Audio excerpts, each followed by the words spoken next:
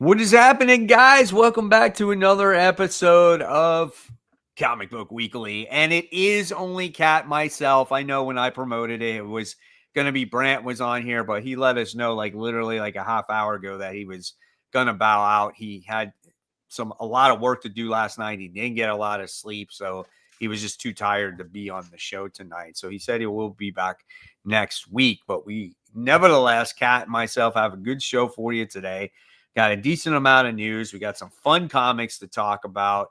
So I still think it's going to be a great show. And of course, that main topic today with is this the last free comic book day as we know it? And we'll dive into that after we talk about the rest of the news. So let's go ahead and start it off, Kat. All right. So first up, let's talk about Nemesis. Forever is a 5-part series coming up. I know you read that book, so are you excited for a new miniseries? Yeah, I mean, it was advertised at the end of the last volume, so I obviously knew that it was coming out. I think he even said the name of it at the end, and I'm definitely looking forward to it. I think Nemesis is a great book. It's a great character. You never know what is going to happen when it comes to him. And I like how it just pushes the envelope too. He's just an evil Batman. That's basically what it is. So I'm definitely on board with that one for sure. All right. And then also we got a comment here, Steven. Anyone reading the Witchblade comic? I read it for a little while, but I kind of dropped off of it. I wanted to like it more than I did. And I just felt like it just didn't give that oomph that I wanted from the book. And maybe if you're a hardcore Witchblade fan, you will enjoy it a bit more. But for me, as a very casual fan of the franchise, it just didn't do it for me. Yeah, same. I mean, I read a couple issues of it and I don't know, just couldn't get into it really, Yeah, I agree. Now, another thing you wanted to talk about was Doom 2009 getting a one-shot. I have not been following the Doom event or anything going on with 2099, so I mean, don't know if I have as much 2 cents on it. There hasn't been a lot of Doom 2099 stuff.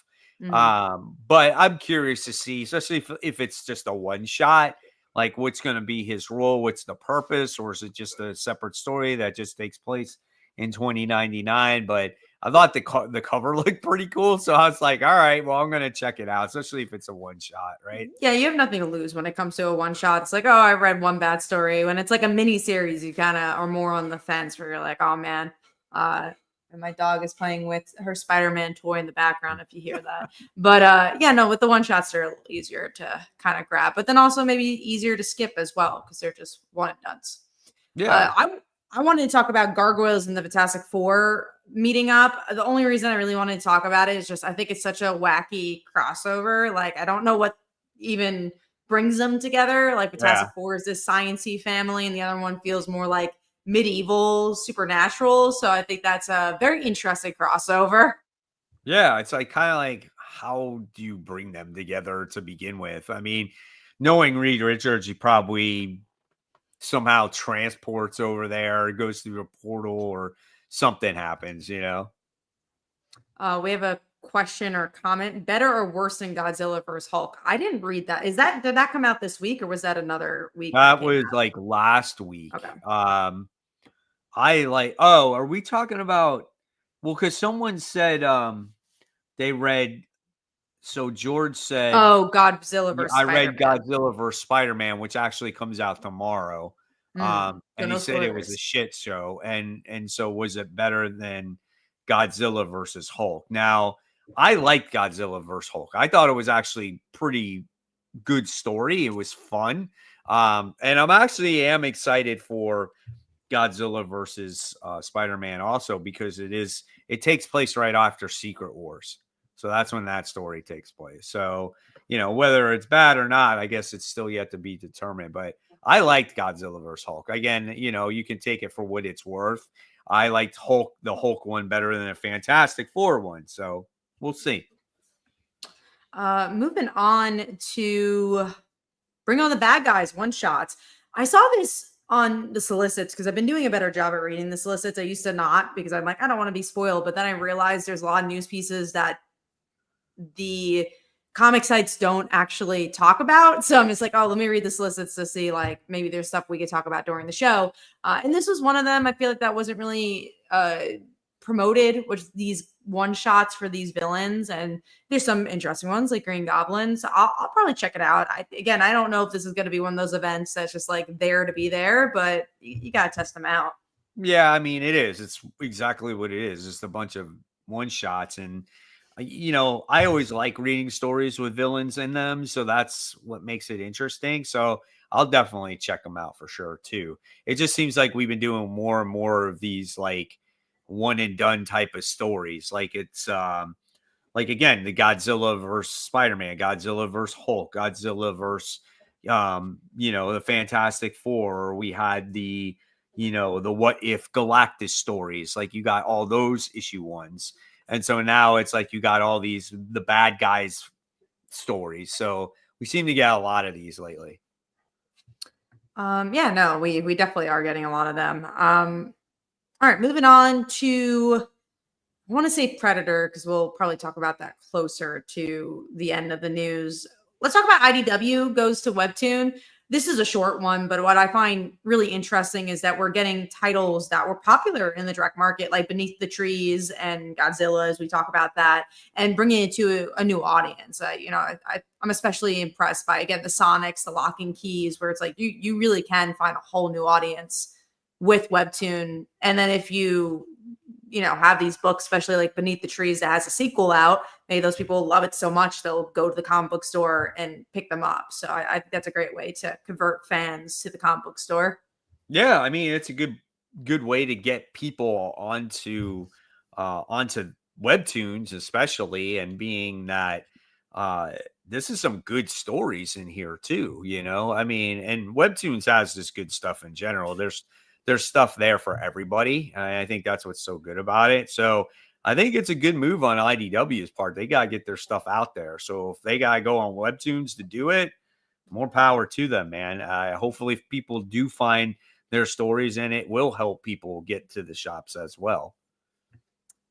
Speaking of IDW, we also have a new Shredder series coming out with Waters and Bandini. I've heard of Waters, and I don't remember exactly what Dan Waters writes, but have seen the name around. And then Michelle Bandini, I don't know as much of her work, but yeah, we got Shredder. Does this make sense for where the title is now, or do you feel like it's just a spinoff? I don't know. I mean, we'll see. I don't care. It's Shredder, so it's kind of cool.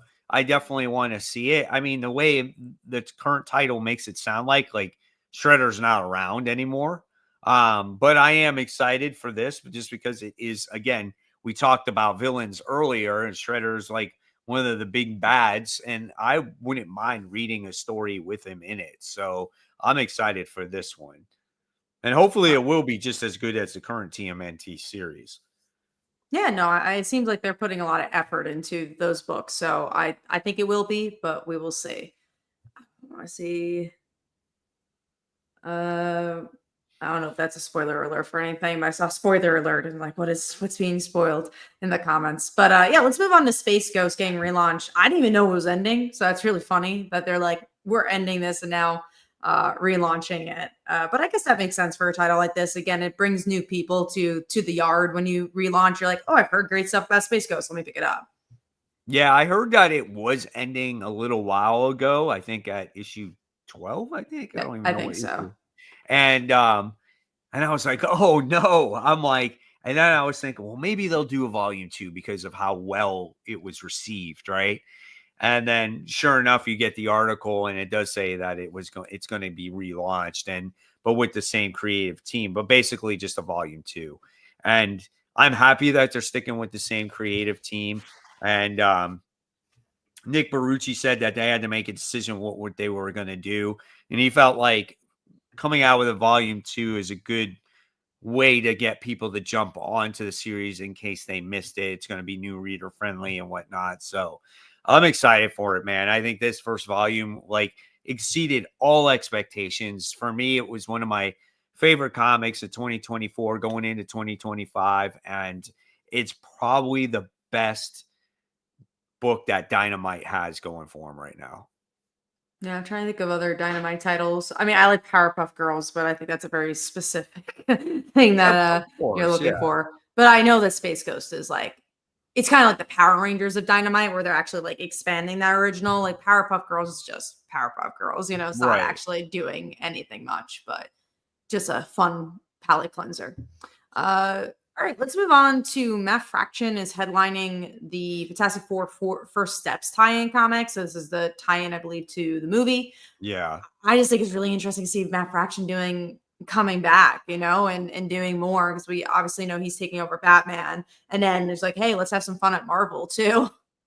Yeah. I mean, I guess it's like, why not do Fantastic Four comic? I was kind of wondering that too. Maybe he did something. Maybe he signed something. Maybe before the Batman, thing. Who knows?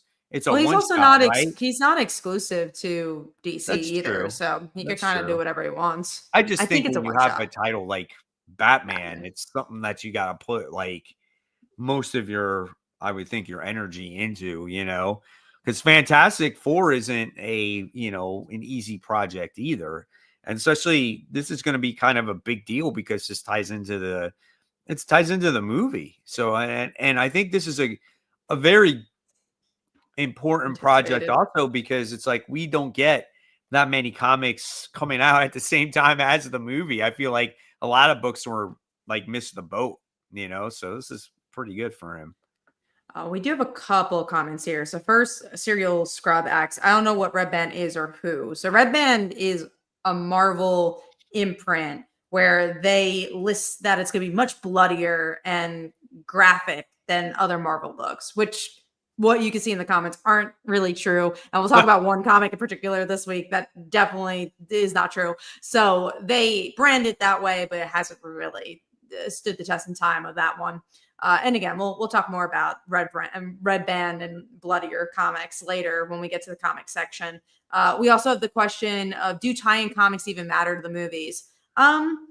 I'll give the example of the Friendly Neighborhood Spider-Man tie-in. I think when I first read it, it was before the show came out, and I was like, I don't know what's going on. This is weird. But once the show came out, and I really liked the show, I wanted to find something that was like the show, and then the comic became more interesting to me because I understood the characters and I understood the world better. So I like a tie-in comic when it's done well, and they're important because of the people who go to the comic book store randomly, and they're like, "I love that movie. I'm going to go check it out." And it's a gateway comic. Is it important to the Wednesday Warrior? Probably not, but is it important to someone to get into comics? Yeah. Oh yeah, absolutely. Agree 100%. All right, let's talk about Predator looks to kill the entire Marvel universe in a new miniseries. I think it's Cullen Bunn writing this. I might be wrong. Let me see who's writing it. No, I think it's Benjamin Benjamin Percy. Percy. That Yeah. makes more sense. Obviously, again, we'll talk about Spider-Man and Predator later when we talk about the comics, but I'll say the little teaser. I never would pick this up in my life, but now after reading Spider-Man, I'm like, well, I kind of want to see him kill the whole Marvel universe. Why not? Give it a shot. I mean, this is obviously all these books that came out, like with Predator versus Wolverine, Predator versus Black Panther, Predator versus Spider-Man. That this is all actually leading up into this story that's coming out. So there is a purpose behind all these miniseries here, which is kind of cool. So I am excited for it.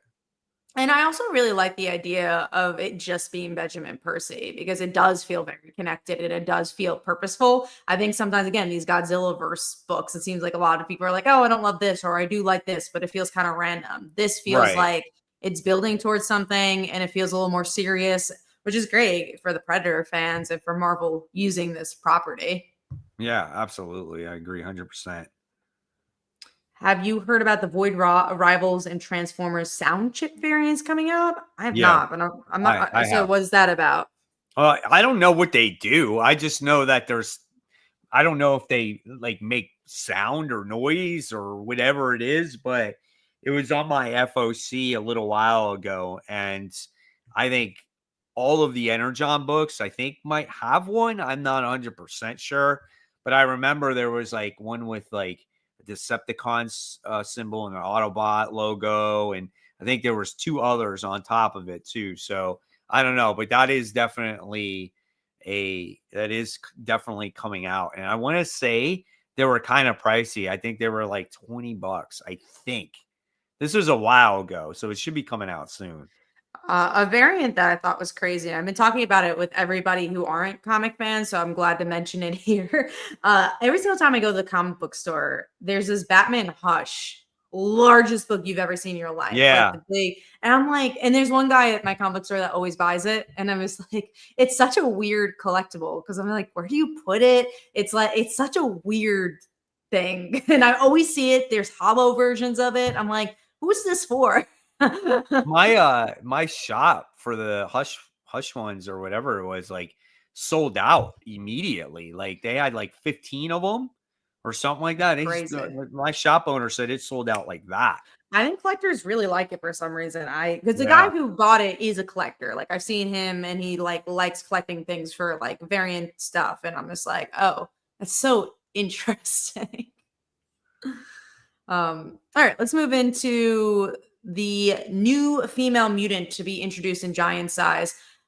You know, it's all the conversations we've been having about this, where it's just like, for me personally, I like the handful of new characters we got in, and I want to see them explored, and I want to just see them get more depth. But now we're getting even more. It's just like let's focus on the people we like, and then like the villain, I don't mind. Like I enjoyed the Megan style villain that we're gonna get. So I'm like, oh, that's a villain. That's someone they could go against. But this is just another X-Men. I'm like, well, what's gonna make this different than all the other X-Men that have been introduced? And I think this is a way to get people to buy this book because Kamala is going to be in this book. And I don't know, man. I really don't like the idea of like her being inserted into the past like major stories of X-Men. And I think they're doing this to just say, hey, there needs to be another hook here by introducing a new character. I'm really not excited about that. I don't feel like you should put a character in the past for whatever reason it is to say that she's a mutant or to be part of a story that she really isn't. I don't know. I don't know what to feel about these Giant Size one shots. No, I feel the same way. I'm gonna pick it up, which again, I think we're the detriment of this story, where it's like you pick it up and obviously they're gonna do more of it. But I am curious. I want to see what they do. And I like Kamala and she hasn't been used, but I don't know how to feel about it going into it. Yeah. All right, let's go into the last topic here, which is our main topic, which is tied into a news story of Alliance Entertainment terminating Diamond's purchase. And I'm going to try to get it from the article because I know Diamond did something to pretty much make Alliance want to terminate. I think I had to do something with their bankruptcy and like how they were filing it or something like that. I don't know if I could find it here, but now they're going into possibly Chapter 7 bankruptcy, which pretty much means the nail in the coffin here. So we'll see what happens with Diamond, but I think it's pretty done at this point. That was the only saving grace, and they messed it up. And it seems like that's what they've always been doing, is messing things up. So from the outside looking in. And what does this mean for Free Comic Book Day? For this Free Comic Book Day, they were able to wrangle it all together, but that Diamond ran that. Diamond was kind of the big part of Free Comic Book Day. And I was actually looking it up because I didn't know. When did Free Comic Book Day start? It was 2002. Yeah. So it's just like, because I don't remember a time when there wasn't Free Comic Book Day. And I started like going to the comic book store probably 2008. So that, of course you wouldn't remember a time where there wasn't Free Comic Book Day because it always was Free Comic Book Day at that point. So I think that's interesting. But yeah, what does this mean? Does this mean the end of Free Comic Book Day? And if it is the end of Free Comic Book Day, what does that mean for the bigger ripple effects? Let's ask a question. Do you think this is the end?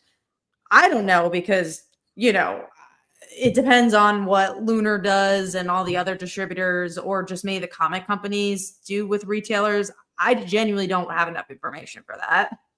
Yeah, I mean, listen, I think it's a very uncertain thing of what Free Comic Book Day is going to turn into. I think it's going to be different than the way we know it at the very least. And the other day, I was at the shop and I did a Free Comic Book Day preview video. And in the video, we did talk about this a little bit briefly. And we had a good conversation. And of course, my shop owner is obviously in comics every day. And he talked to me about Alliance, and Alliance was big into the records, and they had local record day, kind of like how we would have local comic shop day, which is the other like free comic book day type of thing. And it would focus on like exclusives and things for the collectors and things like that. So he felt like it was going to be more like that going forward. But now that Alliance is no longer a part of it, the thing is okay, well, now what? If you don't have Diamond around anymore, who's gonna push, free comic book day, since they were the ones that distributed it, right?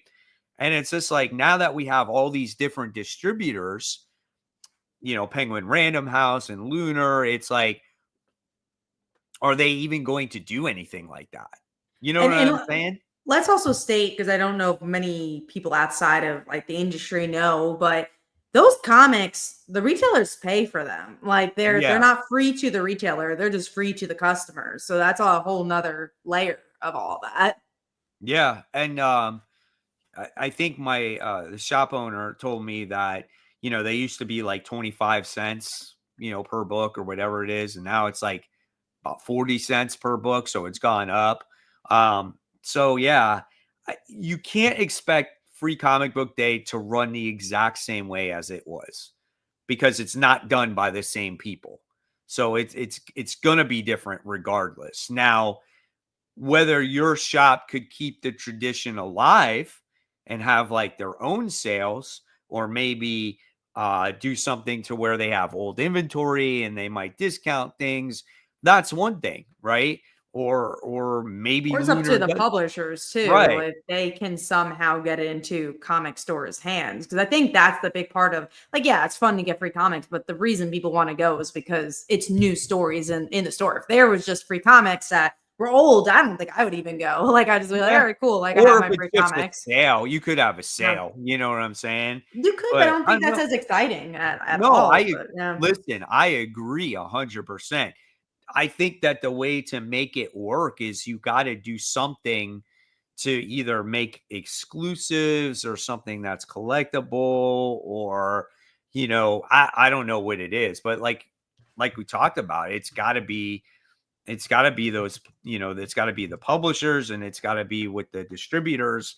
And, if Diamond's not around anymore, then, I don't know if they could do anything right away, like straight off the bat in a year, and come up with something. I don't know how they did this year, if I'm being honest. And I think they'll have to do with the creators too. Like if you have your James Tynions and your Scott Snyder's really pushing to do events or pushing to just get the word out there in a different way, I think that'd be very helpful. I think it's going to have to, and I hate to say, lean on some of those bigger names to kind of make an event out of it. It's going to lean on the publishers to make an event out of it. Okay, this is a good question. How do things like Batman Day work? I think it works just because it's one publisher, so it's a lot easier. So but I don't know which, like, I don't know if that was through Lunar or not this year. Right. Yeah, who knows? And then we do have local comic shop day, so that's kind of like, free comic book day 2.0, but same thing. Wasn't that done by Diamond, or who is that done by? Yeah, I don't even know. I only know about Batman Day because they usually do give those free comics, but they're Right. usually reprints.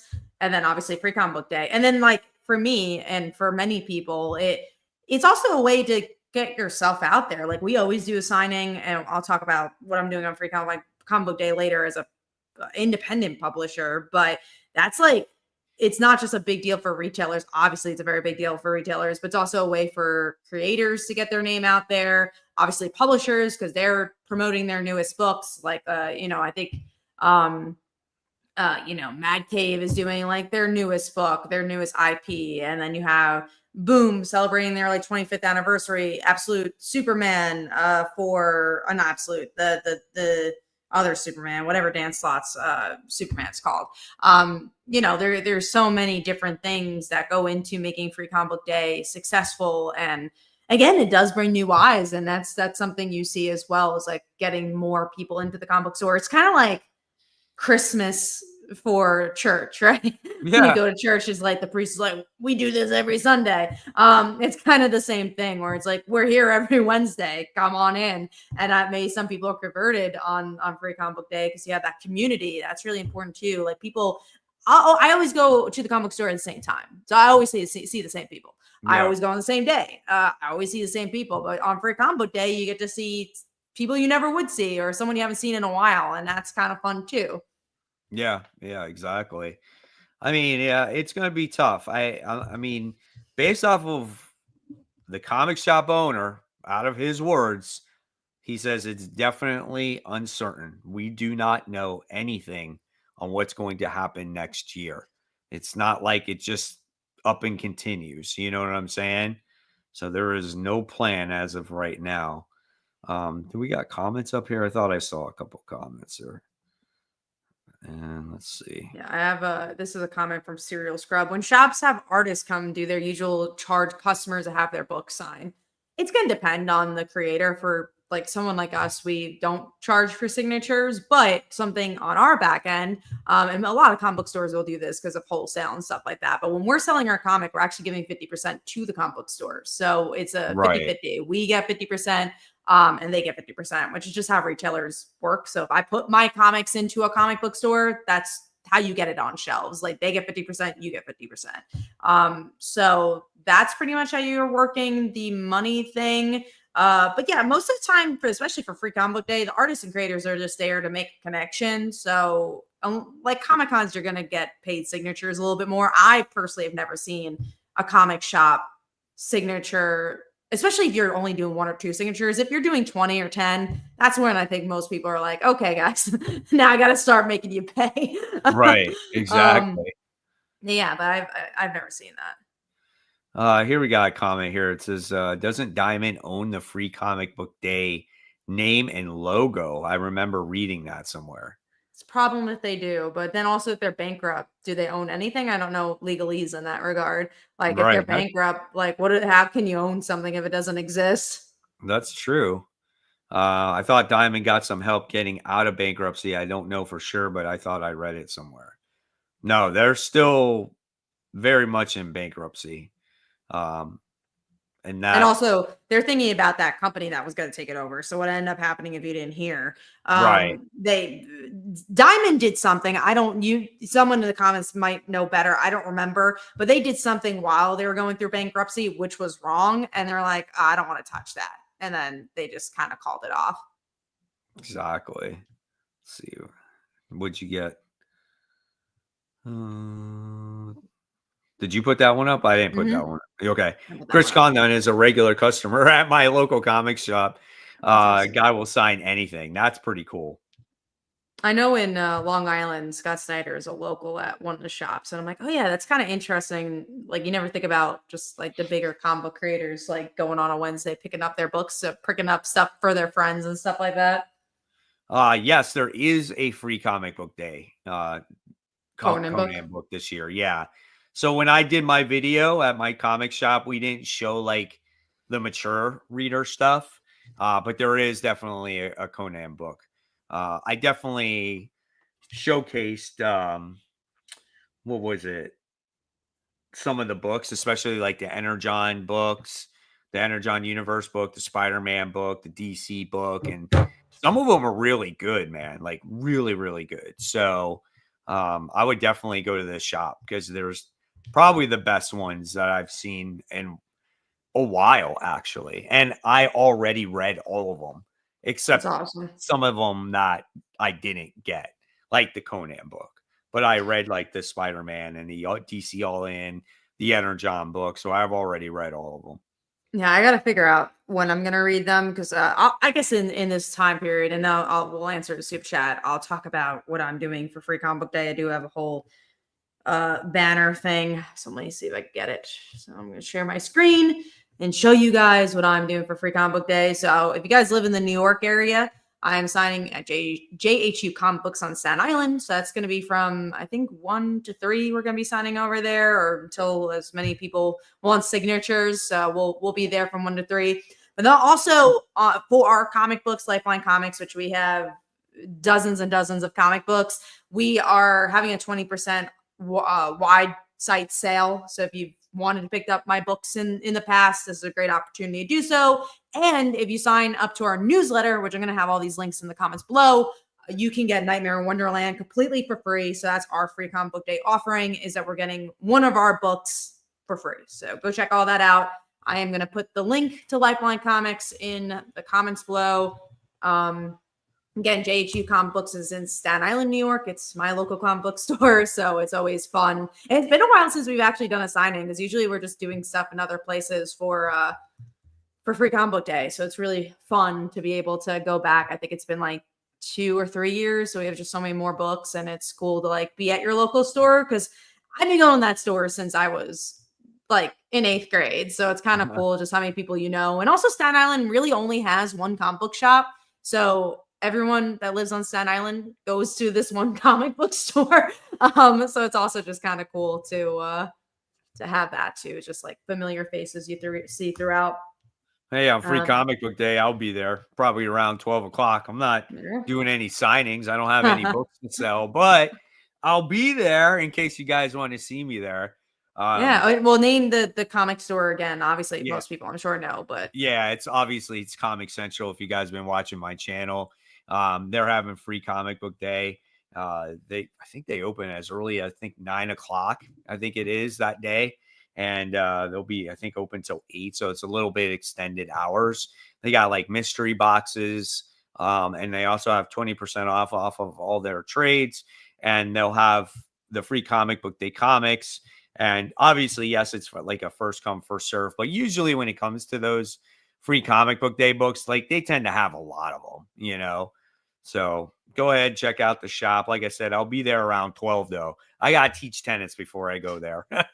And my then store I'll be opens at 12. So my store doesn't even open until 12 o'clock.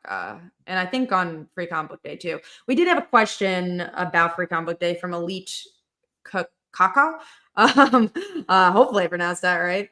Will they be enough books on Free Comic Book Day, or is it a first come, first served basis? First come, first serve, honestly. Like I've seen most comics that are not the ones like Marvel and DC sell out in the first like 2 hours for those smaller companies. Yeah. And you get limited too a lot of the times. If you're not like a frequent customer, they'll limit you. Yeah, I would say so. Well, usually they tend to have a lot of like the bigger ones. Yeah, like the Marvel, yeah. the DCs, Yeah. your Booms, you know. But if you're looking for like Avatar, right? If you're looking for that, or you're looking for like Loud House, Something maybe that's even not some like Conan. so popular. Yeah. You know? But yeah, first come, first serve for the most part. And again, every comic store has a different thing when it comes to how many books they'll give you. For someone like me, again, someone who's like a Wednesday warrior, at least from what I've seen, most comic book stores are just gonna be like, yeah, take what you want. But if you're a newer customer, they'll try to limit, I've seen, to like 4 or 5. Yep. And then my shop is pretty good. I mean, they do the sale pretty nice. They put it on nice racks, and Oh, nice. you get to choose what you want, and it's kind of organized. Other shops I've seen where they just stick them on the table and they literally just are like, here's your free comics, buy. You know, I mean, I hate that, but they're so impersonal or whatnot. My shop kind of is very organized that way and stuff like that. It's not a big shop, so they try to make it work the best they can. But yeah, I mean, exciting. I think it's a good day for everybody, and I'm hopeful that it does continue in some shape or form next year. And it would be nice if the publishers can come together or come to an agreement that, hey, we're going to make these books. We're going to go through the different distributors, and we're just going to continue Free Comic Book Day, and maybe call it something else. Maybe give it a fresh new look. I don't know, but maybe just do something that will keep the tradition alive, because I think it's very important that we do keep it that way. I think it's a great day for people to get new people into comics and maybe catch up to certain stories. So yeah, I mean, that's how I feel about it. We do have 2 comments. One is about your store, but I'm going to answer the first one just because it was a super chat. a card Toby said, my question is about Pokemon. Can we play with bootleg cards or are they non-playable? I mean, we're not a card channel, but if I had to guess, probably not because they're Not, bootleg. yeah. But you'd probably have to go to a different source on that one. And then Jolly said, Mike, I hear your Comic Central guy mentioned he has a warehouse. Have you seen that? No, I've never seen the warehouse before. I've never been there. I've helped them do things around the store in the past, but I've never actually been to the warehouse itself. Yeah, I'm sure, it's fun, but also not fun because it's just like them probably lugging just things that they have to bring back to the store. Yeah. So I hear them talk about it all the time. They're like, oh yeah, I gotta get things from the warehouse and set up for MegaCon and stuff like that. So yeah. No, it's not fun having a lot of inventory, but sometimes it is. But having inventory it's a hassle. Very cool. I think that's the Free Comic Book Day conversation. I am gonna promote a Kickstarter, and then we will jump into our comic conversation, which I'm sure we'll have a lot to talk over there. So first, we have. Let's get to my screen sharing here. Okay, so if you like superhero books, like Follow My Daughter, it's about a high school girl. Father left her to become a full-time superhero. Everyone in the world loves him except for her, and then she inherits his abilities. This is a jumping on point arc. We had the 2 volumes of an origin story, but now you can just jump in and read the superhero story. Really proud of this one. And also, again, we talked about the sale. So if you want to check out, let's say, it digitally through those volumes and get it for a cheaper price, then you're all caught up and you can read for this new arc and support the Kickstarter. So hopefully you guys could go check it out. So we're going to share the link in the comments, and we are going to move into the conversation of the comics of the week. The funny thing is like, you know how many times I heard that spiel? I know, right? For like 10 years. Yeah, it's like when we were at MegaCon together, do you know how many people that pitch was made? Oh my God. I'm going to MegaCon again at some point. I'll go to MegaCon so we could do it again. It's been so, because that's a one convention, if I'm being honest. It's so hard because it has such a tight squeeze of like when you could get your application in, and then it's a weird timing of the show as well. And they changed the timing of the show a lot. So it's like I never can nail it down, even though we want to go. I think they changed it again this year too. Like I think so. The date of it, But man, it has, even since like you've been there, like it was better when you got there, but now it's gotten even better. So they draw in some big names there now. I mean, Todd McFarlane was there this past time. Crazy. So I know the crowds are just crazy for that one. So it is March. I don't remember if they had it in March last year. I want to say. I know they had it in August at some point. Like they've had that convention so many different times. So, but now it's in March. So again, I'll get back there again at some point. But all right, well, let's get started here. I'll kick it off with GI Joe. GI Joe issue 6 was a great. It was delayed too. Yeah, it was delayed by a week, and now it came out. And this one was a good one where we have Duke and Cobra Commander. They meet up for the first time in the Energon universe, and it was just a badass brawl. Cobra Commander is something a little bit different than what we've seen like in the TV shows, and it was so good, man. I absolutely loved it. And then at the end of the comic, I was just so happy to see a particular Autobot that was in there that we haven't seen yet, and he's a G1 Transformer, right? All I'm going to say is that you must pick up the Free Comic Book Day issue of the Energon Universe book, because it kind of continues off of that G.I. Joe comic book. So pick that up for Free Comic Book Day. You won't be disappointed. And I will tell you, it's a full story. So it's not like some preview book or anything like that. It's a full story with a couple other backup stories in there. So definitely pick that up as it continues off of G.I. Joe. And yeah, man, really good book. I loved it. We do have a question from Jeff here. Speaking of MegaCon, have either of you been asked to come to other cons in the US or Canada? Yes, to other cons in the US. We've been guests at a few shows. Like last year, we were guests at a Repop show, the Florida SuperCon. So right across the I guess the lake we'll call it because it's all in Florida.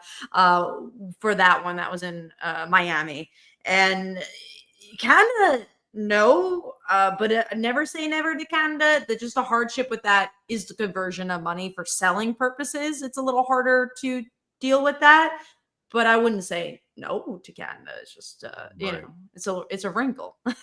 Yeah. All right. So let's see. Let's talk about Amazing Spider-Man issue 2. So this book kind of felt like a little bit of a filler issue for an issue 2. You know, you got Spider-Man who obviously was poisoned and he's What a weird issue hallucinating. too, to be Yeah, you poisoned, didn't you right? didn't know like what was real, what was happening, and he's trying to fight this hallucinogenic drug, and he's there's people trying to help him out, and then it was kind of just a weird issue, and then you wind up getting you see Itsy Bitsy in there, and that character was introduced. I looked it up, and I was like, who is this character? Because I didn't know. And this character, she was introduced in Spider-Man Deadpool issue number 8. You know what's so funny? I had the same feeling where I'm like, I'm such a big Spider-Man fan. Why do I know this character? Are they new? And then you saying the same thing makes me feel better. Where it's like, I don't know where this character came from. Right. It's like you had to. I don't think she was there. Like, I don't think she's been around since that series, Which has been a little while. And it's from Joe Kelly. So that's what was happening there. I believe Joe Kelly wrote that book. So someone described it to me later in the comments, and that's how I found out. But yeah, this was an interesting issue, and not in a positive way, because I felt like the first issue actually brought some things to the table to be like, oh, that could be interesting, like the Rhino stuff and the friend. I don't think they really pay off any of that here because they want to focus on this drug trip. And then the only real character beat you get is with the girlfriend again. And she's kind of annoying. She's like, you're not my boyfriend. It's like, then what's the point of her being there? Like, instead of just bringing Peter down all the time. Right. Yeah. It's kind of weird. And then you do get like a little bit more of the flashback stuff when he was in middle school. And it looks like I don't think his middle school buddy is like in it for his best interest. Sure. Like I can see that already. Like the writing is on the wall there. You know what I'm saying? But I do find that aspect of the story maybe a little bit interesting because maybe it kind of shaped Peter on who he was or who he is like in high school. Maybe it changed his character or personality. I don't know. We'll see where that whole thing goes too. But I don't know. I don't think it was a horrible issue. I just for an issue 2, I just felt it was like very like in a way filler. Like I said, I don't know. It dipped a lot for something. Again, issue 1 didn't wow me, but it felt like it had potential. And then like hurry up to issue 2, and like they're doing stuff like this. And Jolly mentioned, I heard something about Peter doing drugs. Seems weird, shouldn't be all ages. He didn't do drugs, but he was drugged, and it was just like drugged. weird. Yeah. He was drugged by that Itsy Bitsy character in that first issue. That's what happened. And that's why the Rhino had a heart attack, because he was drugged as well. And so Hobgoblin was like, oh, you should finish the job. So it looks like in the next issue that we're going to get Hobgoblin in there. So I don't know. We'll see. We'll see what happens. All right. And then we'll go on to Superman issue 25. Milestone issue for the new run of Superman. And my God, this book was just, this book was insane, dude. Like the Lex Luthor XL, his name was.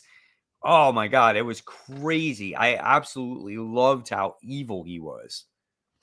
I thought it was an interesting issue, but the thing that took me a little bit away was the ending, was the Lois getting her powers taken away. Because I've been enjoying that arc. And obviously, I'm sure they're going to explain it.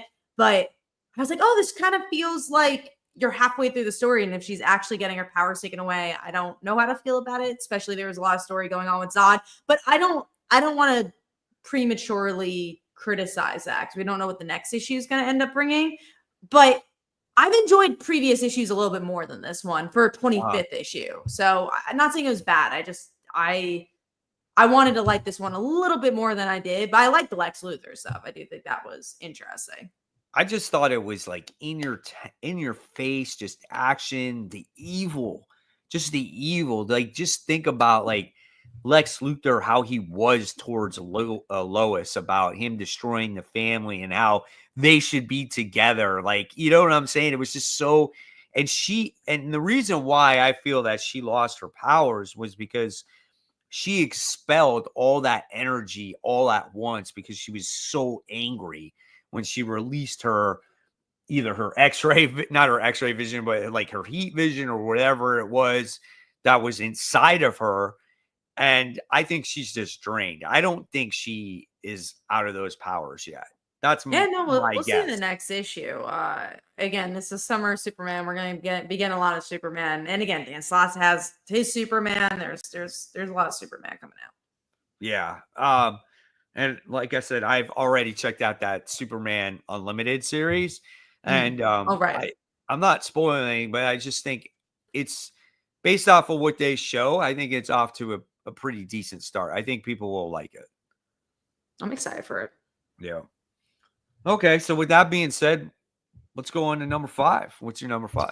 Mine's Batman, issue 159. I don't hate this book as everyone else is. I'm not saying it's the best book on stands, but I like the classic feel. I enjoyed the Joker stuff where Batman wants to save Joker because that's what's in him, and then the rest of the family is like, fuck that, you know? I enjoyed the issue. I had a good time with it. Again, I know people are being very critical on it, and I get it, especially if you're a huge Hush fan. Maybe you feel a little disappointed, but as someone who's like kind of going for the ride, like I'm liking it as a Batman fan. I don't know if as a Hush fan I'm enjoying it, but I never really liked Hush that much, so Right. I'm liking it. I mean, same. I mean, it's fine for what it is, you know, but I don't think it's the best comic I've ever read. There's Sure. definitely better comics out there. There's I better think Batman comics out right now. Like yeah, there's I think if absolute you Batman yeah, detective. I think if you like Jim Lee artwork, you're gonna like it. If you like like a different time of Batman, you're gonna like it. Um, the one thing I didn't agree with is like Batman pulling out, you know, getting the gun and like shooting it in Jason's mask. Like I didn't. It's Batman. He doesn't use guns. You know what I'm saying?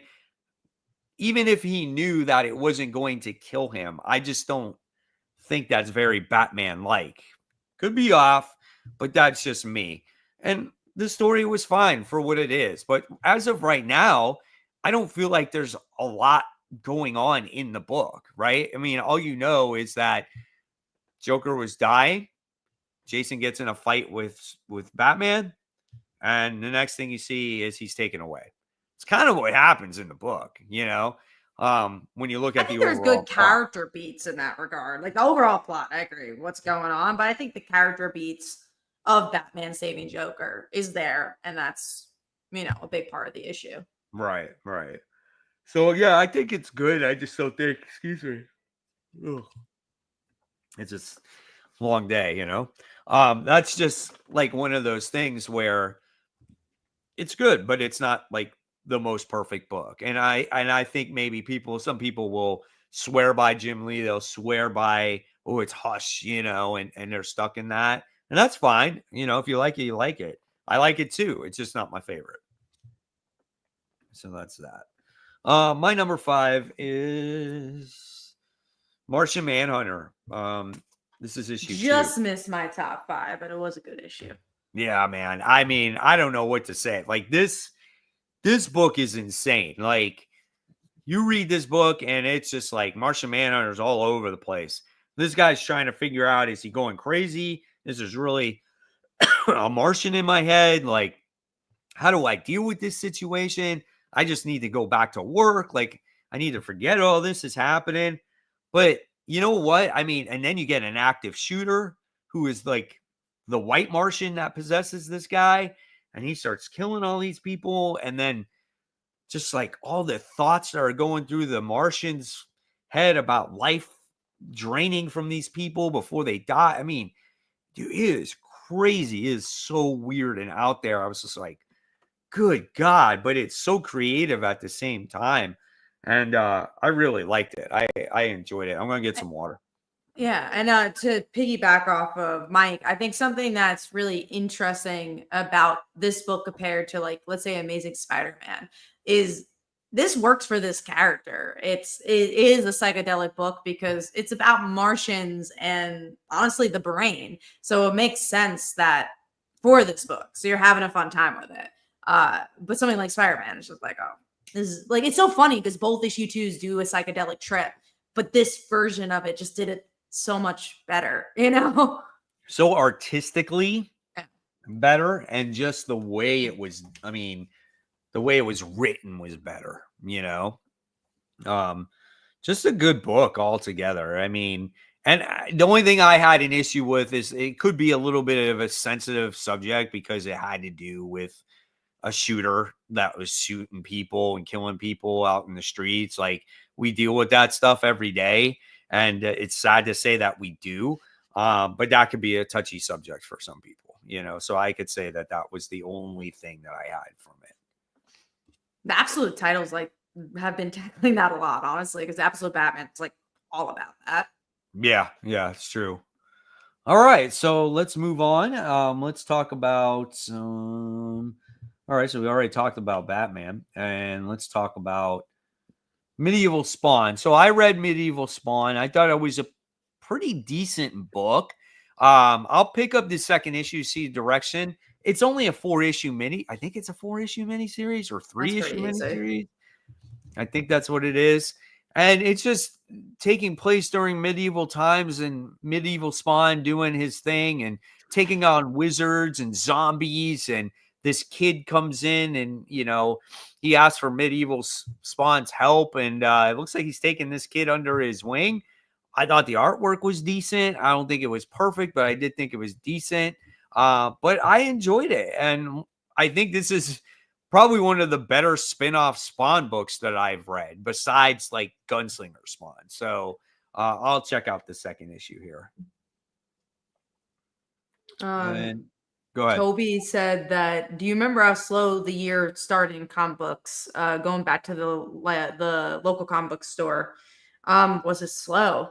I'll say now there's a lot bigger comics coming out, but I remember like during COVID it was slow, but I don't really remember it ever slowing down too much. No, I think like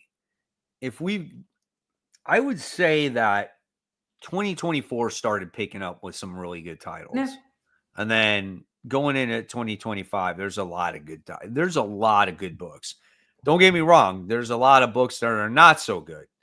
But I feel like we've been getting more and more good titles, and I think comics are on an upswing, in my personal opinion, when it comes to quality storytelling. I agree. It was really cool seeing my top 3 this week, which I don't remember the last time this happened, that they're all 4.5-star books. Like all 3 of them were 4.5. And every week, even if it's a lighter week or a slower week, I usually find 1 or 2 books that I love and I really like. There's obviously weeks where you're like, oh, everything was just okay. But for the most part, I always find 1 or 2 books where I'm like, this is why I read comics, you know, like, and that didn't happen all the time in the last couple of years. So it's nice to kind of have that back. I had 3 books that probably could have been in the top 5 also, that were like 6, 7, and 8 that were just top 5 worthy material. But these books for me were standouts. All right, so let's see. We talked about Medieval Spawn. We talked about Batman. So now we're going to talk about, well, I'll talk about One World Under Doom issue 3. I gave up on that one. So the book is starting to lose me a little bit. I liked how Doom is planning always for all contingencies, and it seems to be the one that's up on top of the heroes. And in this issue, you wind up seeing the Avengers team up with some of the most brilliant minds in the evil side of things, and to try to use them as a distraction to attack Dr. Doom. And of course, it doesn't work, right? They're trying to go into the other leaders of the world, where they agreed for Doom to be, you know, the Emperor Doom. And they're trying to find out, oh, well, what happened? You know, what magic or what did Doom do to persuade these people? And there was no magic involved. We find out that Doom just uses the power to be everywhere, to negotiate with the world's leaders, so he could have been in control and to accomplish things that no other leader could do, right? Because you can't be everywhere at one place. But since he can be, he was able to gain control. So that's what the Avengers find out, right? So they're just like, well, he's not doing anything wrong. And the weird thing is, though, about this comic, somehow it goes to Dormammu. And now all of a sudden Dormammu wants to go after Doom. Like, I don't know how we even got to that point. So now I don't even know what the fuck's going on in this story now. Like, what's really the purpose of it here? Like, it's starting to really lose me now. And I'm just like, I was like, oh crap. Like, we were good until we got to the last couple pages. Now I don't know what's happening. So. Hopefully they could turn her around. But how many issues are left? 2? Well, I don't know. I feel like this event's going on forever. What is it called? One World Under Doom? Let's say League of Comic Geeks. Let's see. One World Under Doom is going into issue 6. Or honestly, it could be longer because that's August. So yeah. That might just be where the solicits are up to. Wait, they skipped July. They were like, no issue in July. We're just going to go to August. Yeah. They have March, April, May, June, then August. Yeah, I don't know. I mean, I was liking it up into the Dormammu part, and I'm like, oh crap. I'm like, what are we doing with this? So I don't know. We'll see. We'll see. I gave it like a C+, like I liked it up until a point, and then it was like, oh, all right. There's just a lot of like bullshitting and talking and just like no real action. And I don't know, man. You don't feel like the heroes are in danger at all. It's not like an event like in the past where it's just like maybe like Civil War. You know what I'm saying? Like, remember when you read Civil War and it's just like these characters were on two opposite sides and they're fighting each other. And it was just like, there were stakes and there doesn't seem anything that's really happening here. Because character drove story, and I don't remember last time I read an event from Marvel in particular, because I do think, like, again, that Superman summer stuff, I really like that special because it was very, very character driven, but then it also pointed to direction of this is what's going to happen to Superman next. Even though like the Absolute stuff, driving into the Absolute, I forget I think it was just, it was called All In. I think it was DC All In. Yeah. That's another great example of a book that I felt like showed stakes, showed where things were going, but it was very character driven. But yeah, Marvel, since like King in Black, I don't think has done that. So I don't remember reading an event that I loved for Marvel. Yeah, it's been tough, man. I don't know. And I like Doom, and I kind of like the start of this on like how he is thinking and everything else, but why does it have to go? I don't know, man. I don't know. I don't want to talk about too much about it. The last thing I'll say is the name change says I've been doing just fine with staying away from One World Under Doom. That's how I felt too, and you should not feel that way from an event. Like I felt like it has not affected my reading by any means. I kind of forget that it exists. And again, granted, I don't read Fantastic Four. I will pick up when it relaunches, but like it hasn't really affected my life too much. Besides, like I'll read Runaways. Like that's probably it. I feel like Fantastic Four is actually kind of better than the event in itself because it's tying into the Fantastic Four and the event, and it seems like it's affecting them more. So it's like I care about the family there, where the Avengers, like they keep battling and they keep losing, and then they keep battling and they keep losing, but nothing happens to them. It's just like, hey, let's try again. It's like, if it didn't work the first time, what makes you think it's going to work the second time? I don't know. I hate being negative like that, but it's just like, God dang, man. Like, come on. You can't mess up a Dr. Doom event. All right. So what was your number 4? Mine was Green Lantern issue 22. Honestly, a great example of something that feels like an event. Like it feels like it's building towards something. I love how the DC universe feels very connected to it all. I liked seeing the DOE, no, DEO, not DOE, yeah. not the educational department. And I like seeing the Silver Beetle. I was like, oh, that's really different. And then I like seeing Carol and Hal work together. It just all feels connected, and that's what I really love about Green Lantern. And I don't love Green Lantern Corps as much, but I like reading it because it feels necessary. Like if any other, tie-in books like Batman and Detective, you don't need to read both those books to understand what's going on. For this, it feels like no, you have to read both those books to understand the full picture. And I love reading titles like that. Like, when's the last time we got that from a franchise? So I've been really enjoying Green Lantern. I don't think the artwork is as strong as it used to be, but I still really like the story. Right.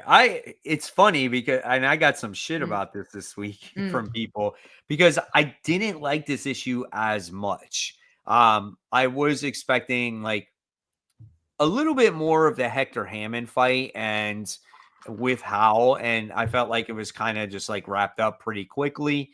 And then we get introduced to another character in this book, and um my thought process here was like, man, oh man, so we got like Odyssey, we got Superboy, we got this the Scarab person, we got like Carol and Hal, and just like we got all these characters going on in this book, and we have all these different stories are starting to pop up within the book, which could be good and could be bad, right? And it's just like, and I want this to remain a somewhat of a Hal Jordan Green Lantern book sure. and not everybody else book. And however, my trust is in Jeremy Adams that he will contain it and he will write a good story because everything that I've read from him has been damn awesome. But I gave this issue not the best grade because of all that stuff that's going on. And that could be overwhelming for somebody. And a lot of people were like, well, you're hating on Green Lantern. And I'm like, I'm not hating on it. It's not like I dislike the issue. I'm just giving you my like opinion on kind of what's going on in that book. You And also for have a some right people, like of your you said, experience. you like that because it's building up to something. And I totally get that. But when does it get to the point where it gets to be almost too much? And that's what I'm afraid of. And it's interesting because I feel like the tides have kind of turned in this conversation because I feel like you are having the commentary I usually have with these type of books where it's like, I love character driven story. I want to see how. But in this circumstance, I don't know why I feel like, oh, like I like the world building. I think it's just, again, it goes back to like event fatigue where events kind of promise it and then you never get it. So it's kind of Right. cool to see a series doing it right, even though it's Right. not an event. So, and we'll see as the time goes. Like, obviously, I want to see Hal and Carol, but also this issue gave me enough of Hal, and obviously the rest of the Green Lanterns are more involved in the other series. But like, I felt like I got enough of Hal. Like, he didn't feel like he disappeared either. Right. Got it. No, I totally get that. And like I said, I mean, I have trust in Jeremy Adams on what he's going to do. And I just hope that, like, every once in a while, like, he takes an issue and he slows things down just a little bit, you know? I just feel like there's so much in an issue that, again, it could be overwhelming. He did this in the past with when we had the what was it, the Absolute Power books. I felt like there was times where he packed it in there too, because it's like, oh, I still got to try to tell my story but go along with the event at the same time, you know. Right. So we'll see what happens with it. But again, there's no way I'm dropping that book, and I don't think that book sucks. It's just how I felt with this One issue. particular issue. Yep. All right. So what was that? I don't even That know. was my number 4. Okay, gotcha. And my number 4 was G.I. Joe. So we already talked about that as well. All right. So now we'll talk about oh, you don't read Bug Wars, right? Nah, because the week the issue 2 came out, I had like 30 books, so I couldn't read Oh yeah. It was a good book, man. It was a good issue. We wind up getting to see a little bit more about the boy. His name's Slade, and we find out that the bugs like worship the dad, so they do know who the dad actually was.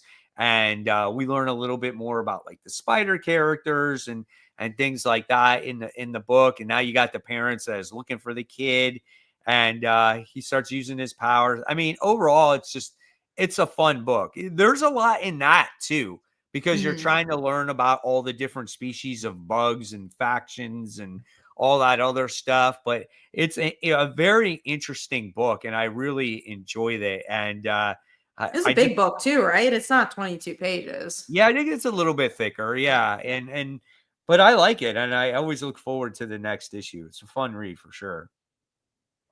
Okay. And then we got let's see, what are we at here? We got let's talk about Absolute Wonder Woman issue 7. Well, what did you think about this one? I like this issue, but not as much as the last issue. Like I Uh-huh. enjoyed her relationship with Cersei and learning about that. But the last issue was just a little bit more like hardcore with the weapons. It's just something about Greek mythology that's never really hit home for me, and that's a lot of it in this issue. So it was fine. Like I didn't hate it, but it didn't make my top 5 either.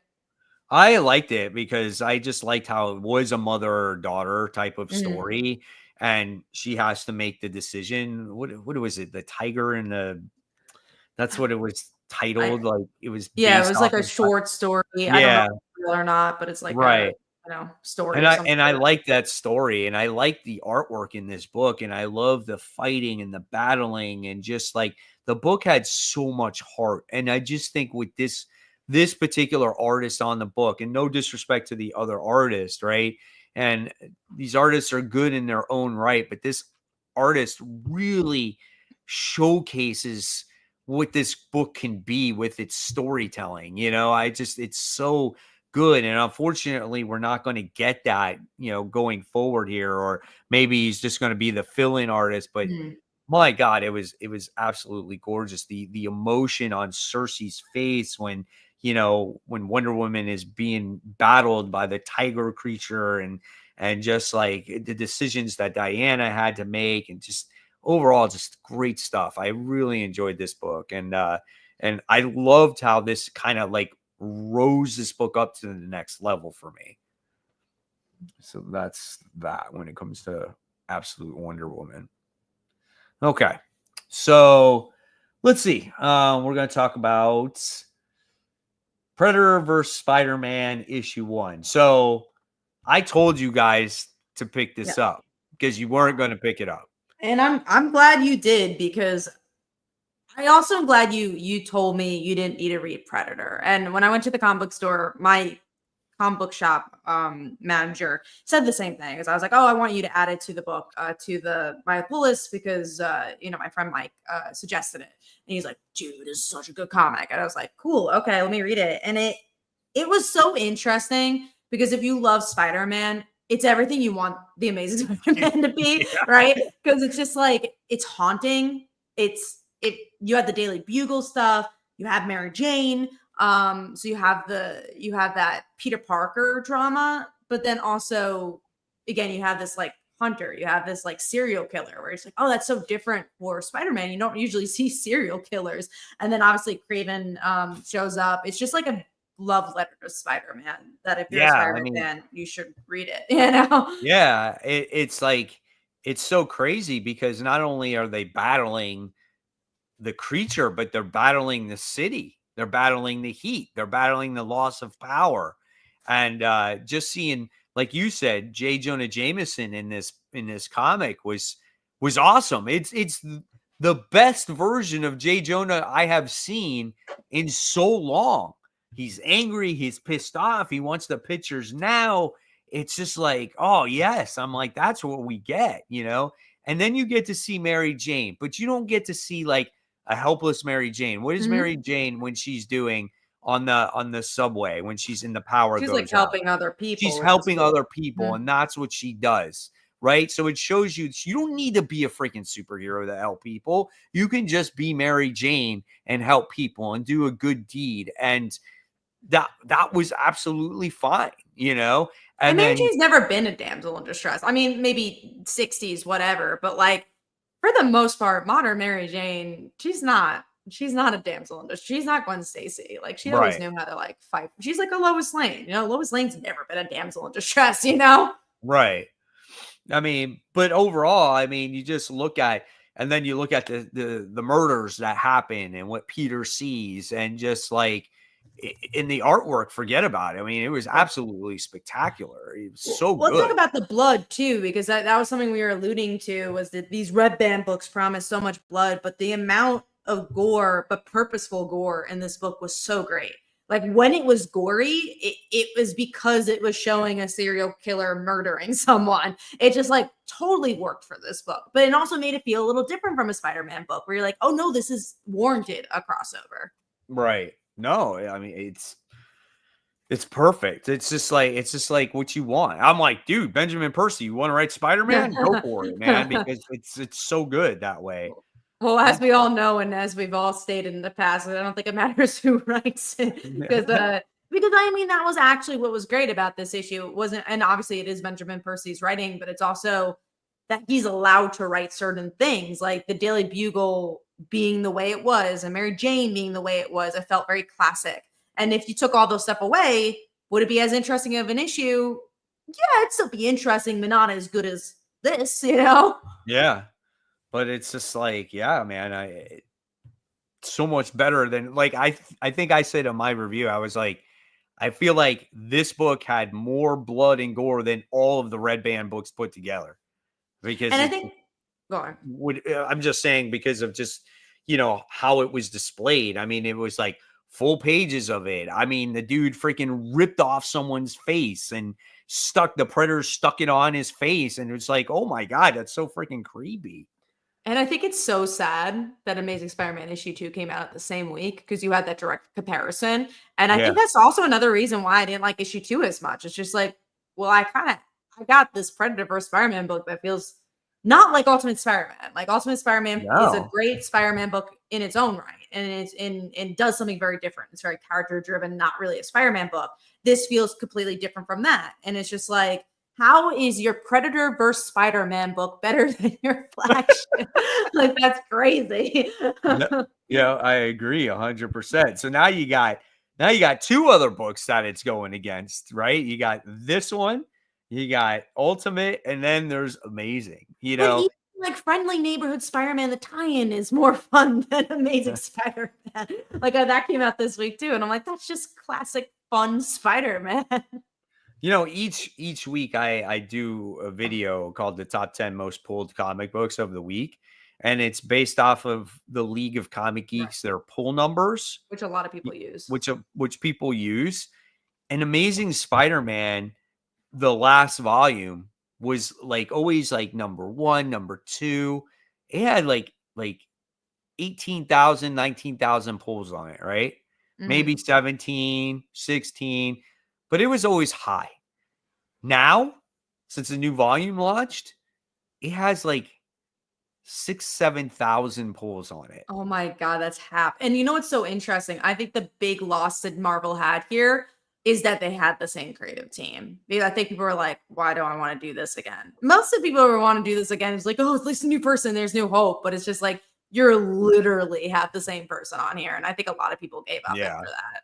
And people could say, well, it's a new series. I haven't decided to put it on my pull. You don't see that problem with Batman. Sure. You didn't see that problem with Absolute Batman. And Matt Fraction, when he goes on, is going to be, right. and you don't see that with any of the other Absolute titles. So with with Spider-Man, he is like your Marvel flagship character. That is a book that should be in your top 5 every single time it comes out. It should not be below that. If it's below that, right, then there's a problem there for sure.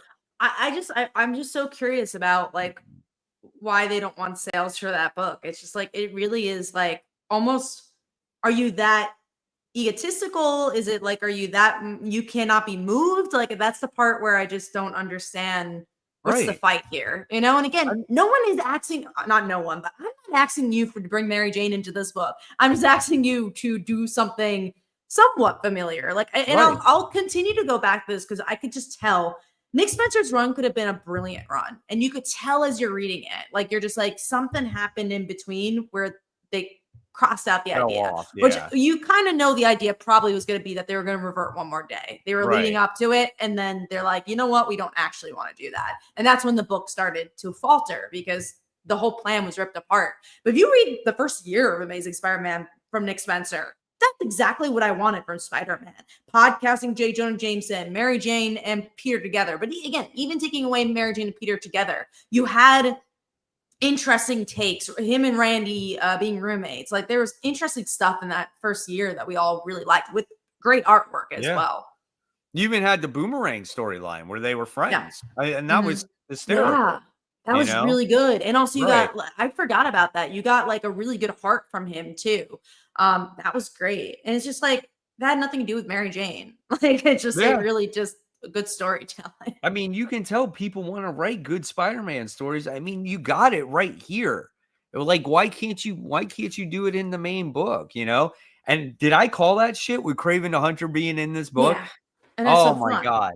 It just makes it though. It totally makes sense, you know? And it's awesome. I cannot wait. And Kraven was freaking violent as hell. He's like shooting darts or whatever through people's hands and stuff. Like, it doesn't hold back, and that's what I like about it. And it's okay. No, I was gonna say it's okay because it's like superhero books. There's bad shit that happens in them, and it's okay to show that blood every once in a while. It reminded me a lot of Kraven the Last Hunt in the regard of just tone shift. It just like it played with its tone really well. Yeah, I'm just genuinely really excited to read the next issue. And at this point, it's just like, if you are having a hard time with Amazing Spider-Man, just know that the flagship's not the most important book. It just isn't. At least you have good Spider-Man stories, because there was a time when before Ultimate Spider-Man, there wasn't even a good Spider-Man story. Yeah. So to have stuff like this, that's all I kind of care about. Like, I don't really, at this point, I don't care about the flagship. And I think that could be why the Spider-Man, Amazing Spider-Man series is down in sales, because people are like, screw that, I'll just read Ultimate Spider-Man. And now they'll read Predator-verse Spider-Man. And so as long as Ultimate Spider-Man is out, I think it's going to be continue to be that way. And I think the problem with Amazing is that nothing's happening, like, at all. So like, when you're not reading Amazing Spider-Man, you don't feel like you're missing out. It's kind of like this Doom story that I was talking about. Like, I'm not reading it and I don't feel like I'm missing out. Right. Like Amazing Spider-Man, obviously we're fans of Spider-Man, so we won't drop it. But for people that just are done, like, you're not missing anything. There's nothing going on in these books, you know, that's going to affect Spider-Man that much. It's just not that interesting. Right. I mean, I'm a Spider-Man guy, and I read everyone, and I'm telling the people, like, is this the time to jump on? And after issue 1, no, not yet. Issue 2, nope, not yet. Is there going to be a time where I feel like you should jump on? Well, I'll let you know. But as of right now, you're really not missing anything. But there's also solicits for like July, and I'm even looking there, and there's something interesting. Right.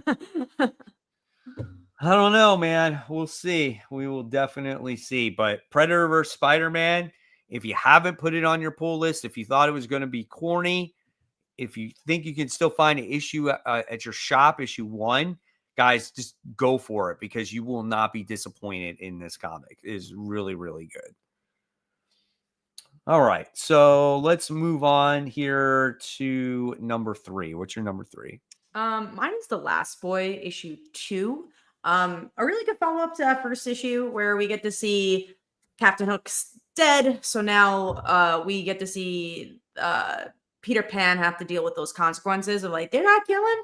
We get to see the Lost Boys and what's going on with them, and that they have kids now, and, you know, they've grown up. And then same thing for Wendy. Her story is kind of continuing and figuring out this book deal and her dad dying. So it picks up the pieces really nicely. I feel like there was a cliffhanger too. Oh, like he goes into this, like, yeah. He like has that villain. A good issue. I liked it. I thought it was really solid. Again, the Wendy thing was is the best story for me. I am so into her.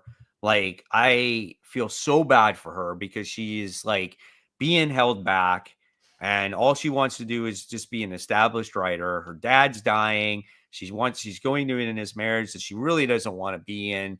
And the Peter Pan stuff I wasn't really into until we got to that end part. And then it's so I was demonic, like, you know? Yeah. And I'm like, who is this Phantom dude? Like, he's like, oh, right, let's go into this adventure. I cannot wait. And then he comes into this freaking Phantom dude, and the dude just slices him with his freaking blade. And he's just like, I think I'm bleeding. Like, he can't believe that it's absolute, like, it's happening to him. I'm like, now we're getting somewhere with this book with him, you know? And it's so interesting because, again, I think most Peter Pan stories, like, I can't grow up, so I won't. And this is like, yeah, your body's still the same, but you're growing up. The world around you is, so that means you have to grow up. And I think it's kind of a commentary of our world, too, like the world forcing kids to grow up Yeah. before they should Want to or should, or yeah. want to. And I think that's an interesting commentary that's very 2025 that, pre-internet didn't need to exist, Yeah, absolutely. But yeah, definitely it was a fun book. I liked it too. That was another one that was like right outside the top 5. I think it Yeah. was that one. I think Minor Arcana just made it outside that top 5 too. That was another good book. All right, so let's see. What was that? That was our number 3, right? Yes. My number 3 was Your number 3. was Wonder Woman. So we talked about that. All right, so let's move on. We talked about Manhunter, Martian Manhunter. We talked about The Last Boy. X-Men issue 15. I've dropped it. I'm excited to hear what you have to say. They're studying this girl by the name of Piper. They thought she was a mutant, and it came up in the studies that she wasn't a mutant. And then she ran away or whatever it is, and now we find out that she was like a Cassandra Nova, right? It was like something happened and the mother and obviously the other baby took over, and then it's a microscopic thing where the twin was still in there and the X gene was activated, and then it expelled itself from the body and it took on this whole other form, and then you wind up seeing the X-Men go after this creature. Okay, so now you got those new evil mutants, the I forgot what they called them, K3 or 3, I don't know what the hell they're called, but there are these new mutants that are popping up that they're supposedly evil, that are involved with this whole thing. I mean, listen, it's nothing great. I don't know. I just feel like I like Jed McKay. I think he's written some good stuff. I'll say it until I'm blue in the face. When it comes to his team books, they're just like cookie cutters. It's like, well, let me create a bunch of bad guys that are equivalent to the good guys. They're going to do battle against each other. And then you know what's going to happen? It's the good guys will come up on top. And that's what's going to happen here in these next few issues, I'm sure.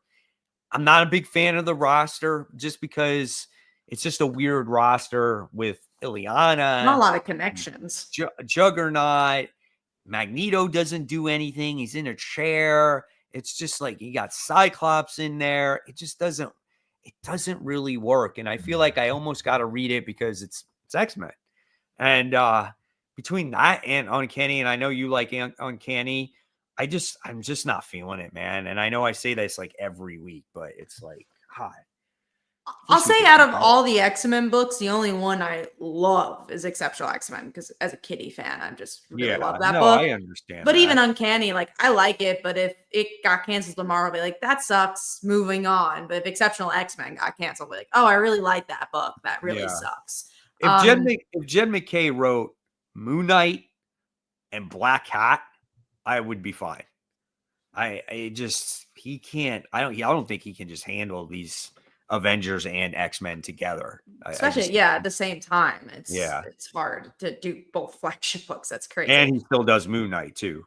Yeah, no, that's a lot that's putting on. I mean, I'm sure that's not, easy either. Like, there's days that just like, it's too much on your plate. Infamous Mike Manhattan next. Did you guys already talk about Greg Berlanti adapting Stillwater? I didn't know that was happening. Stillwater is one of those books that I enjoyed the ride, but when I look back at it, I don't really remember it very well. Yeah, me too. Yeah, exactly. It's like a town light, right? Like when you die, you don't die, you like wake up, right? Was that what it was? I don't remember how it ended. Did it end? I don't remember either. I don't remember, but that was it. Like, it was a very interesting concept that I kind of lost me as the series went on. But yeah, I mean, that's cool that we're seeing more indie books get attention, and Greg Berlanti obviously makes a lot of television shows, so that's cool. All right, what's your number 2?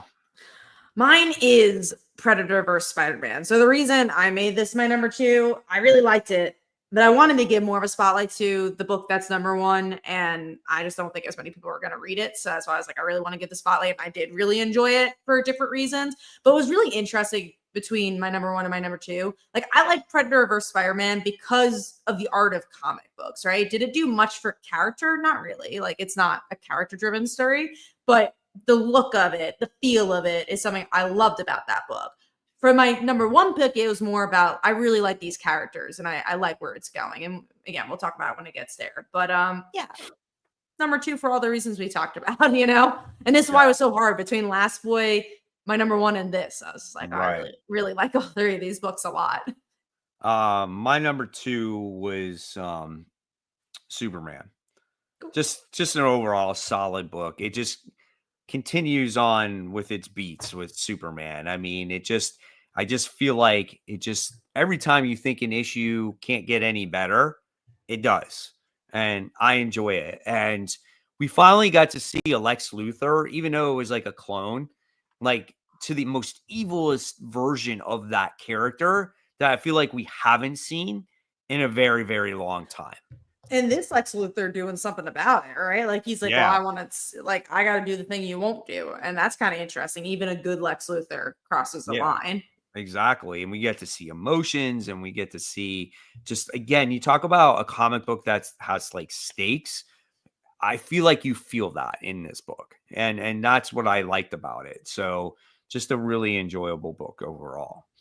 So good stuff there. All right. And then let's talk about Minor Arcana issue 6. Which I am going to spoil. That is my number one. I just thought the character work was really, really, really, really well done here. From her relationship with her mom, where she has such a struggling relationship with her, and you just get a more inside look of that, and her friend. I really love the ending between them, where they had a relationship with each other. It didn't end well, and the friend gives her a second chance, and she's like, "You can even be with my kid, you know, like hang out with him and like trust her." And I just thought there was a lot of interesting character work. It shows like this is not a big issue, right? It's like there's nothing huge that happens. There's not a shocking reveal, but it's just the characters playing with each other, and it's a really good read because of that. Yeah, no, I agree. I mean, I do like the character interaction, and I like how she did make amends with her friend or her ex-girlfriend. I mean, I thought that was quite interesting because obviously you saw earlier in the series she went to her house when she was drunk, and I like this scene with her going to get ice cream with her and then her little boy, and then they experienced a moment with each other, and then she gives the boy that tarot card at the end of it. So what does it all mean? You know, that's what is the big question here. And I think that's what makes the book so good is the mystery aspect. You can't figure out what's going on in this comic, but yet it's so intriguing and it's not boring at all.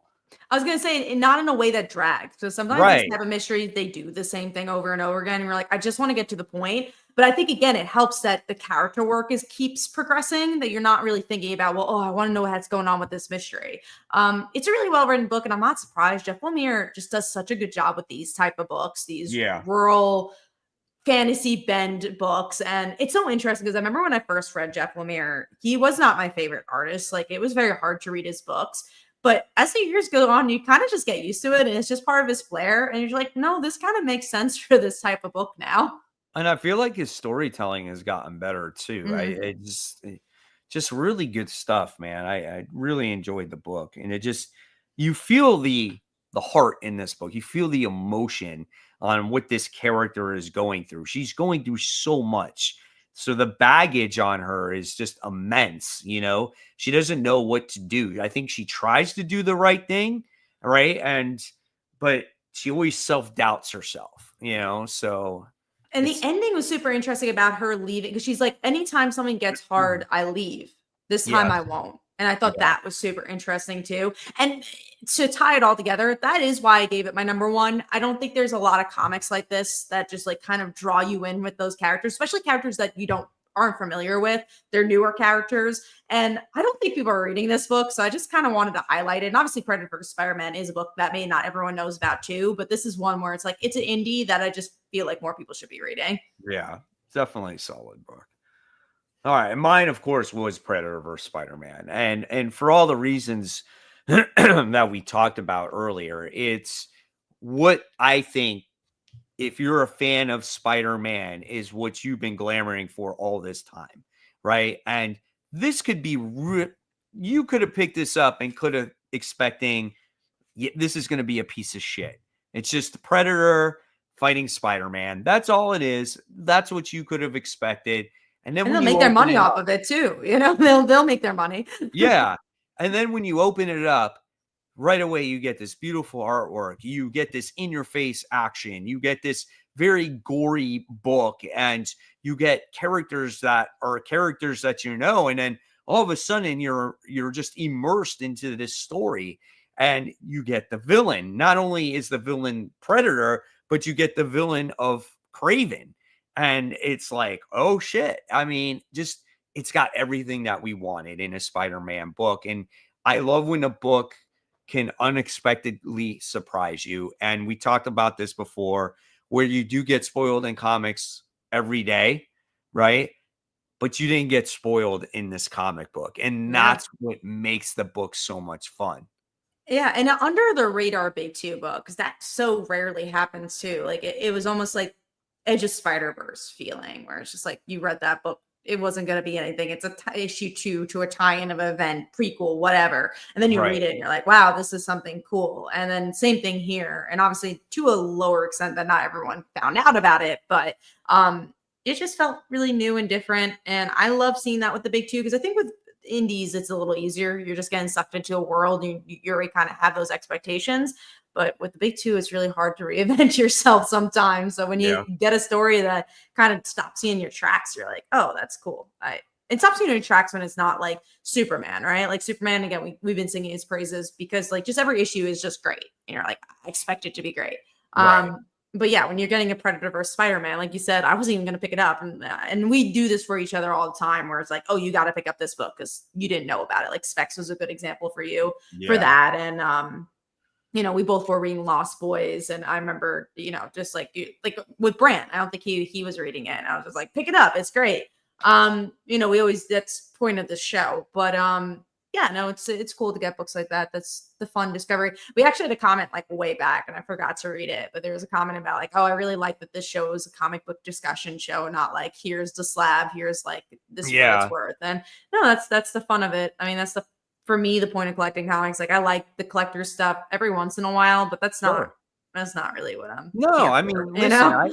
I collect the variant covers. I collect, the books that, might be worth money every once in a while, right?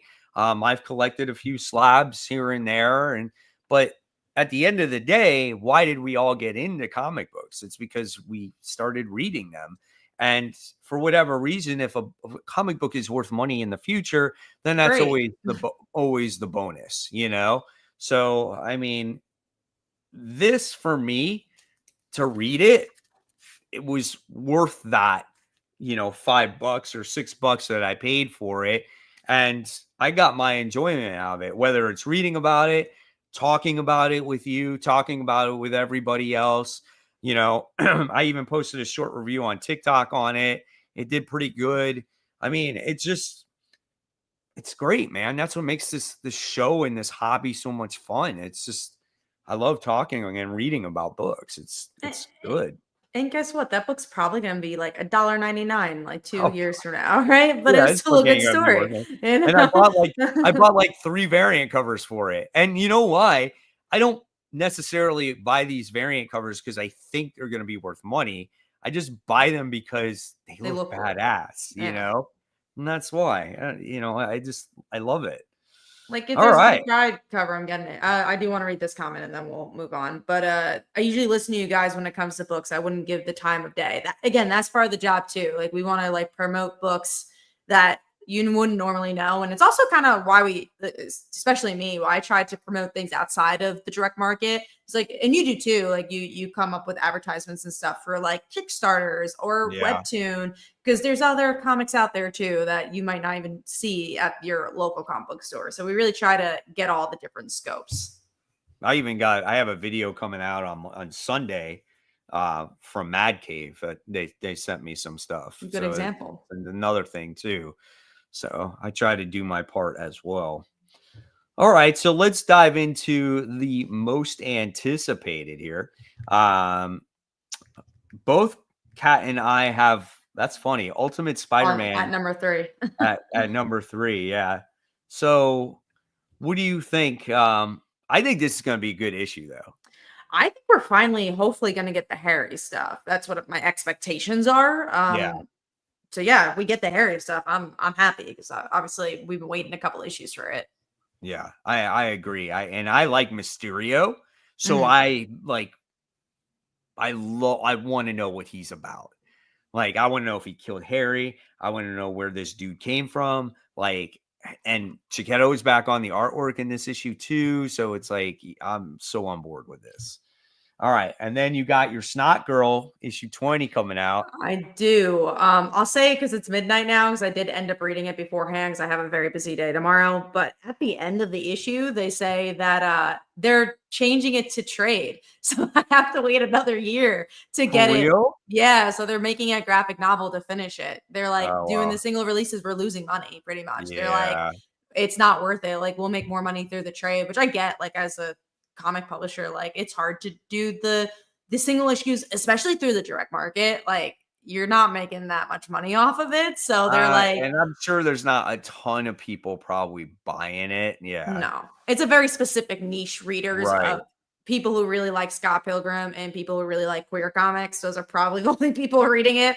And obviously I love that book, but it's like, oh, now it's like 2 more volumes. So they're going to do like 2 graphic novels for it. And you got to wait like 2 years. And like, I think next year is the next graphic novel. And then you wait another year. I'm like, I'm glad that it's finishing. So it's one of those things where I'm like, it's really nice it didn't get canceled. But then I'm also like, I love this book. I wish I could read it on a weekly basis, but this is the one comic I feel like the graphic novel comes out, I'm gonna grab it. I remember Crowded was a very similar book with that. Like I love that book, and it ended through a graphic novel. And I remember when I got that graphic novel, I'm like, I'm getting it that day. But there's other books like Fence when that happened, where I was like, kind Yeah. of lost interest because it became a graphic novel. Exactly. But yeah, that's sad. But I am excited. I already read it, so it's hard to talk about it. I had to read a lot of my indie books early because I have an event in the city that I have to go to. So I'm like, I still want to do my comic reviews, so I should read my books.